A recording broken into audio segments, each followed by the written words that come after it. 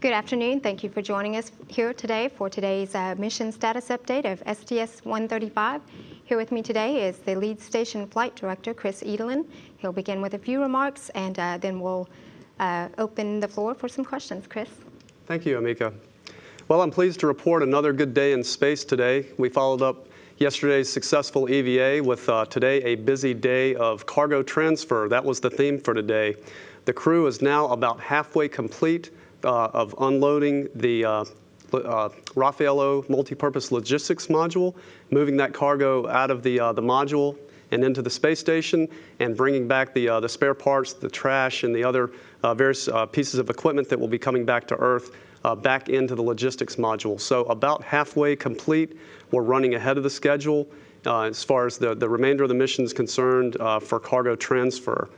For Atlantis mid-deck cargo, we're also about halfway complete. Again, we're right on schedule with that. So today, the crew of Atlantis spent most of their day supporting cargo operations. If you saw some of the downlink video, you may have noticed that it's very cluttered in the logistics module. There's bags and boxes everywhere, just like at your house on moving day, but it's a controlled chaos. The team here in Houston is working very closely with the crew. They've choreographed the movements of equipment in and out of the logistics module so that there's a place for everything, and we're making sure very carefully that everything that we need to be resupplied on the station ends up on the station, and everything that we want to come home ends up on Raffaello.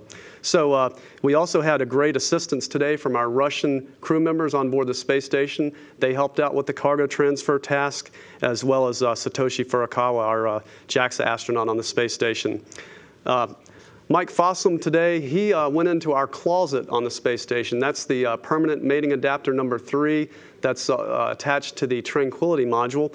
He went into that closet and retrieved an old piece of hardware that's no longer required. It's the resistive exercise device, or IRED, and it was the early weightlifting or resistive exercise device that was used in the early days of the space station program to keep astronauts healthy. He retrieved that old piece of hardware, and it is also being moved back into the logistics module for return. That's going to free up a lot of storage space in the permanent mating adapter number 3, and we'll use that to improve our stowage situation on the space station. So that was something that we took advantage of the extra day on the mission to add that activity. That was not originally part of this flight plan, but with the additional day that Atlantis is going to stay docked, that allowed us to complete that activity.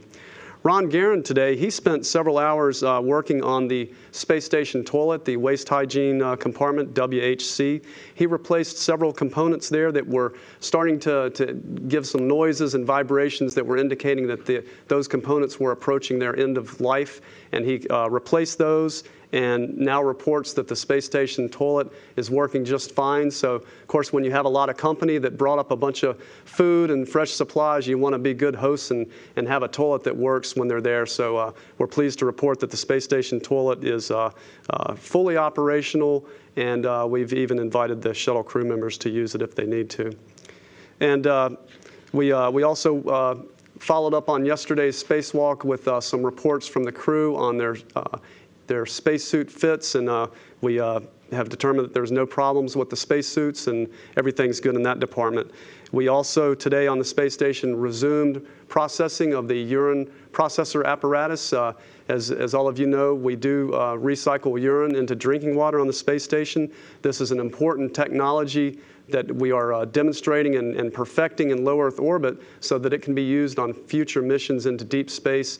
It's vitally important that we recycle all our water, all forms of our water, because it's so heavy, and you can't resupply a mission with water when you're far from the Earth, and it's very rare in the solar system. So it's important that we have that system working. We resumed processing today, and that system is working well. So just to give you a couple examples of some of the hardware that was moved over today, speaking of our urine recycling system, we moved over some new recycle filter tank assemblies that are used to filter the urine and turn that into into fresh drinking water. We got a new spare wireless EVA transceiver assembly, which allows the spacewalking astronaut's helmet cam to be transmitted to the monitors that to the crew on board and to us on the ground. So we've now have an additional spare.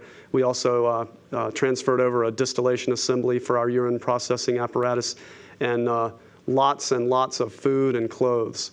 So again, it was a very successful day, and the crew's doing great. We're not working any issues on Atlantis, and the space station's also in great shape. For tomorrow's plan, we're going to finally give both the U.S. and Russian crew half a day off. They're going to do half a day of transfer in the morning. The Russians will be working on replacing the gyroscope on their treadmill, the TVIS treadmill, back in the service module, and then in the afternoon, the crews will take some well-deserved time off here on the 7th day of the mission. So with that, that's all I had. I'll be glad to open up the floor for any questions. Okay, and for those of you who are here, if you will just please step up to the mic. Any questions? Go ahead. Dan Vergano with USA Today. I was wondering if you could say a little bit about the astronauts going from sort of the sublime of the spacewalk and some of the other more dramatic things to the sort of maybe more workaday seeming things that went on today. Is that all in the life of an astronaut? That is exactly right. In fact, I think it was Mike Fossum actually made that very comment that, just 24 hours ago, he was doing the most amazing thing that a human being could possibly do, to walk in to float in the vacuum of space 240 miles above the Earth. And today, he's basically rearranging a closet, and his buddy is working on the toilet. So yes, that's all in the life of an astronaut. Robert?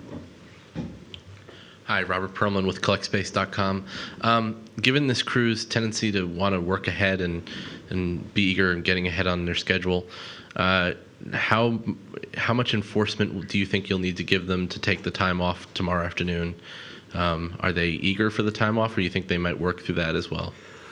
I think part of the reason they've been working so hard is that they do want to, take advantage of a little bit of downtime, and so I do not expect any problem at all tomorrow getting them to take a little bit of time off. We're going to emphasize that in our morning tag up, that they are actually running ahead of schedule. There's no need at all for them to work into their off-duty time, and I'm sure they'll take advantage of it. They've been going strong for a week straight now without any time off. Go ahead, Mark.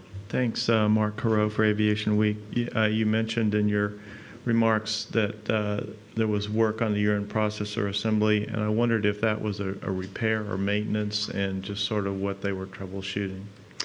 And actually, that was all ground-commanded activity. We kicked off another cycle of our urine processor apparatus, and again, there was no crew involvement. The issue was about 10 days ago, over the July 4th weekend, we did have a leak in part of the space station toilet. The pump separator motor had a leak, and in the process of that leak and changing that out successfully, it did allow some air we believe some air was ingested into the urine processor. And so we've been very gingerly and very carefully doing our urine processing to make sure that we're not overstressing any of the components in that. And there was a report of an odor the day before yesterday that we believe is associated with that air that was ingested as it works its way out of the system. So we were pleased today that we were able to process for almost 4 hours with no issues, no odors reported, and no anomalous indications on the equipment there. Gina Sinceri, ABC News. So tomorrow the crew is having a virtual dinner. Are you going to share in this dinner in Mission Control? Oh, I hope if they are having a virtual dinner, I do hope we get a little bit of downlink. And they typically do put a camera on for part of that, just to sort of let us share in the fun. And they'll typically, everyone will bring their food to the party like any good potluck meal, with the shuttle food and some of the space station food and the Russian food. So, yeah, hopefully we'll take part in that. Hi, Irene Klotz with Reuters. I know you're very focused on day-to-day things, but today NASA announced its selection for the nonprofit to run the national lab portion of ISS. And I was wondering if you had any thoughts on operationally what that will mean to have another entity as a kind of a co-host, co-user of station, and also if the agreement, do you think eventually would lead to non-NASA astronauts or non-government astronauts being guest researchers on the station? Okay, well, I'll hit the last part first.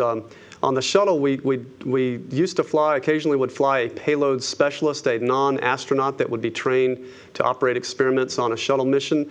I'm not aware of any plans to do that on the space station, but it's certainly not beyond the realm of possibility considering we've done it in the past.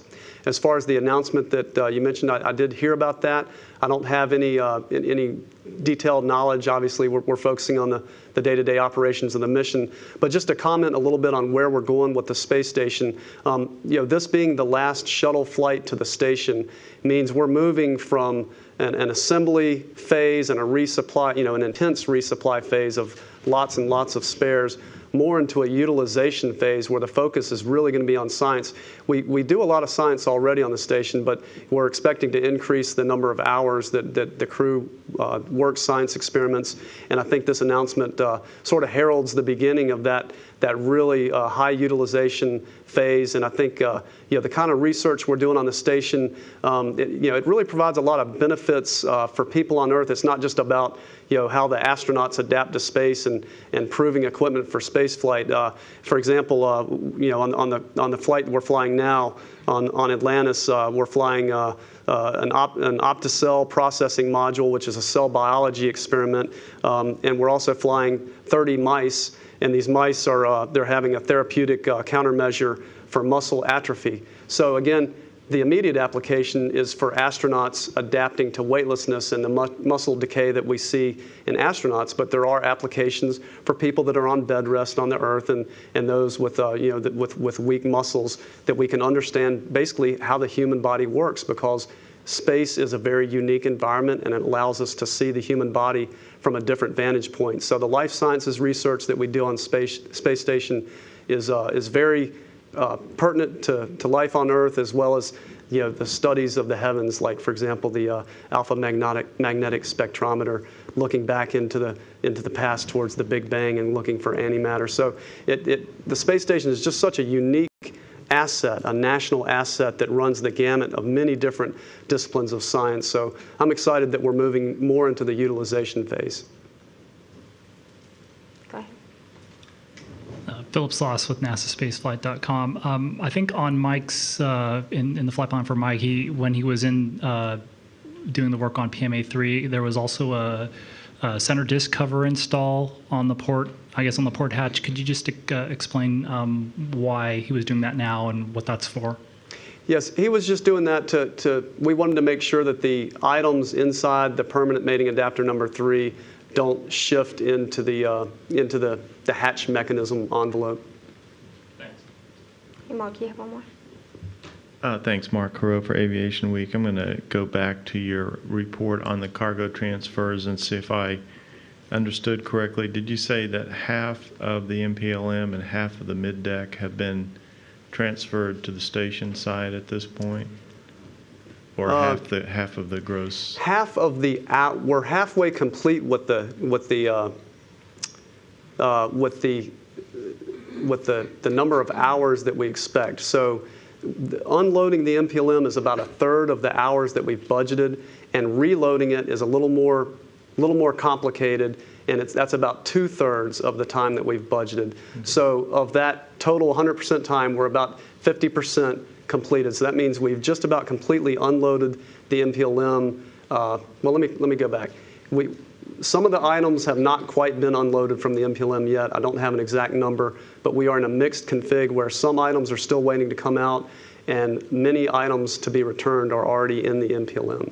So we're about halfway done in terms of the number of hours that we expect it will take.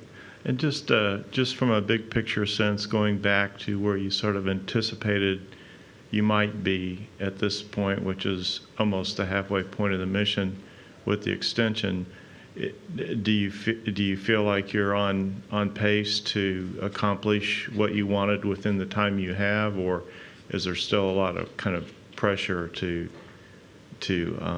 get everything done? Yeah, that's a fair question. If we had not had the extension day, we would not be ahead of schedule, and we would not have been able to do, for example, today we would not have been able to afford to have Ron Guerin work on the space station toilet, doing a little bit of preemptive maintenance. That took about 4 hours. We would not have done that. We would have had him work in cargo transfer. We would have had to have dedicated the crew more extensively to cargo transfer than we've been able to do. So we've, instead of using the extension day for all cargo transfer, knowing that we're going to get that we have the extension day in the plan, we're going ahead and filling some of the days with other activities besides cargo transfer. Denise Chow at space.com. With the amount of cargo that Atlantis brought up, and with a lot of it being for long-term use, has there been any problems with finding places to store all of this cargo on board? Yes. That has been a huge challenge. You may recall back on STS-133 earlier this year, Discovery on her last flight brought up another multi-purpose logistics module, Leonardo, and we call it the permanent multi-purpose module now, the PMM. It's berthed to the space station. It is a permanent storage, you can call it a basement because it's on one of the lower hatches towards the Earth, and it is used just for storage. And even with that big module just for storage, after Atlantis's flight, all of its rack storage spaces are going to be full, and 14 out of the 16 racks will have cargo stacked on the front. So it will be, not difficult to get in and out of, but it will certainly be congested and full of lots of spares.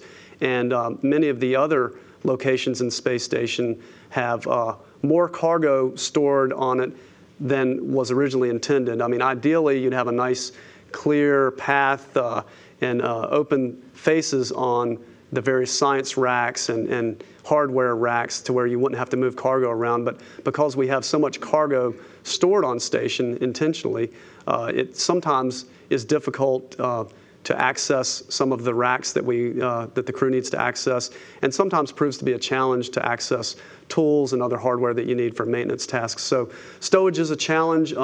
Again, one reason we're bulking up on our cargo is because we're entering a new phase with shuttle being retired. We're going to be dependent upon our commercial resupply vehicles. SpaceX and Orbital are both vying to supply the space station. They'll be coming online early in 2012, and as they go through their flight test program, we wanted to make sure we had plenty of supplies on board in case they run into any problems. And of course, we're always going to be partly reliant on the Russians with their supply craft, as well as the Europeans and Japanese that perform periodic resupply missions with unmanned spacecraft to the space station. Okay, thank you, Bill. Bill Harwood, CBS. Just along those lines, I was confused in the pre-flight briefings when Mike Suffredini said that the stuff coming up on this flight would add 6 months when you look at ATV and HTV progress. And everybody else, we've been saying it's a year's worth of supplies, and I'm confused about that. When you're looking ahead to 2012, what exactly are you getting with this flight versus how it's extending? If we had just this flight and no other resupply missions, we would not be able to make it through 2012. So this flight gets us through 2012, but also including specifically the Russian progress contributions, which the Russians are very key players and important players with cargo delivery, with the progresses, as well as you know, the crew delivery with the Soyuz. So progress plus Atlantis gets us through 2012, and I believe the HTV and ATV plans provide additional margin on top of that. Is that everybody here today? So maybe let's go to the phone bridge. I think, do we have Marcia? Yes, hi. Can you hear me? Yes, we do. The exercise equipment that Mike Fossum bundled up for transfer to the cargo carrier, that sounds pretty big. How bulky is it? How much space is it? Just trying to get an idea of what kind of size we're talking about. Just a rough number, approximately 10 cubic feet. If you had to compare, if you were looking at that, what would it remind you of all boxed up? Well, let's see. Our standard cargo transfer bag that you might see on some of the video where the crew's moving those back and forth, it's equivalent to about 10 of those. So 10 small suitcases or large handbags. Great, thank you. And just one quick question about the urine processor. Was anything done differently to try to get that smell out of the way, or was it just a matter of letting it sit and let the air bubbles or whatever it was go through? It was the latter. We just let it sit for a day. Primarily, we didn't want to run a risk of introducing any odors. Yesterday, when the crew had a very busy day and a very stressful day of getting in their spacesuits, getting ready for the spacewalk, and performing the robotics operations there in the Tranquility module, which is right across the aisle from our urine processing apparatus. So we stood down on any processing, allowed the system to settle out, and then we reprocessed today. We counted as good news that the odor didn't get released today, but it may reappear tomorrow as this gas works through the system. The engineers looking at the data do not see any abnormal indications, so we really don't have a full understanding of whether all the gas made it out of the system or whether there still might be some odor issues. But again, the crew said, they could live with it, they could deal with it. It's just, again, it's not the kind of thing you want to have when you have house guests and you have a real busy schedule. Thanks a lot. Okay, thank you, Chris. And with that, we'll conclude today's mission briefing. The station crew has gone to bed at 4 o'clock. Atlantis Cruise is going to bed just now. And up next on NASA TV, just a couple of programming notes. Launching Our Dreams is a special Space Shuttle program video. Will air at 5 p.m. Central Time. Here on NASA Television, also Flight Day 6 highlights will begin airing at 6 p.m. These will be aired at the top of every hour. And also a special video on the Space Shuttle narrated by William Shatner. And tomorrow, there will be playback video from Atlantis' solid rocket boosters on splashdown. That'll begin at 9 a.m., and then there'll be other replays after that throughout the day. The next mission status briefing will be held here again tomorrow at 4 p.m. Central Time. Thank you, Chris, and everyone for joining us here. The TV schedule is now on Revision F and can be found at www.nasa.gov/shuttle-TV. Now back to Mission Control Houston.